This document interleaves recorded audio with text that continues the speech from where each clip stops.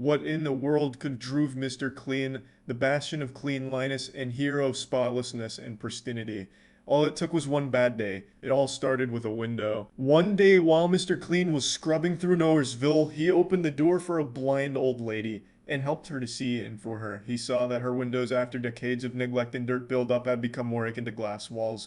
So for her, he undertook the laborious task of cleaning the windows as magic eraser, multi-surface cleansers, and clean freak spray with Gain Original. He spent days, weeks, maybe even months undertaking the daunting task of cleaning, scrubbing, and disinfecting. He would not stop until the old lady's windows were absolutely impeccable. Until finally they were. Then some duckin' 8-year-old kid comes running out of nowhere with an 8-gallon bucket of tomato sauce and splashed all over the window. Mr. Clean leaped and got blind lady out of the way of red torno sauce that now soiled the whole side of her house, but it wasn't the giant stain that now marred the house exterior that made the hero of cleanliness finally snap.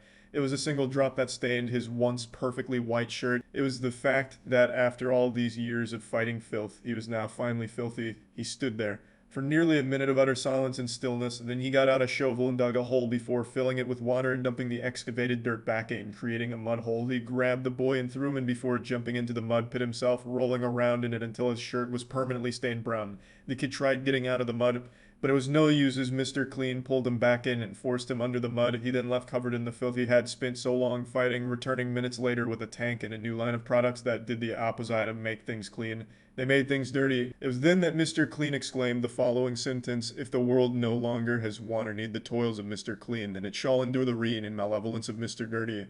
And from that day forward, he distributed his dirtying products and shot filth from the cannon of his tank. Now he's got no friends because they read the papers. They can't be seen with him. And he's getting real shot down and he's getting unpristine.